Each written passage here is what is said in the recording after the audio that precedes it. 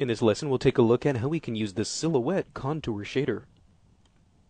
So this particular shader can be a very useful way of forcing certain objects or materials to only render with a silhouette outline regardless of what settings we have set up in our render settings. So in a situation where we might want to use this, let's take a look at the render setup. And in this case, I've gone ahead and enabled the contour rendering on all of these different shaders. So let's enable the contour rendering. And if we take a look at the property difference, or rather the sample contrast, we can go ahead and just start with all these left at 0. So let's first take a render at what we have currently. And right now you can see for the moment everything renders just fine. We have these silhouette outlines, or these material outlines, around all of our different pieces of geometry that have some kind of a difference in material. So if we wanted to start to introduce some different lines on this, let's say we wanted to begin introducing some lines around the normal creasing areas. So if we start to increase the normal contrast, let's say to something like 10 degrees, so that way normals that have a difference of more than 10 degrees will now be rendered as a contour line.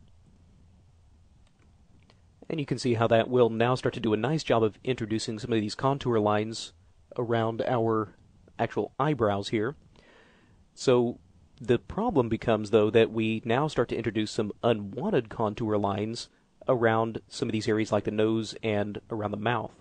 So how can we force this particular shader to only render with the silhouette outlines that we had before? That's where we can utilize this Silhouette Contour Shader. So let's take our Lambert. We'll double click on this to open up the light map, or rather the contour area. So let's come in and plug in the contour shader. And in this case, we're going to use the silhouette. There we go. So in this area, we can define the actual color as well as the line width. So let's very quickly just go back to the render setup and make sure that we have a round silhouette enabled, so that way it can properly read this shader. And now, once we render, if we save what we have,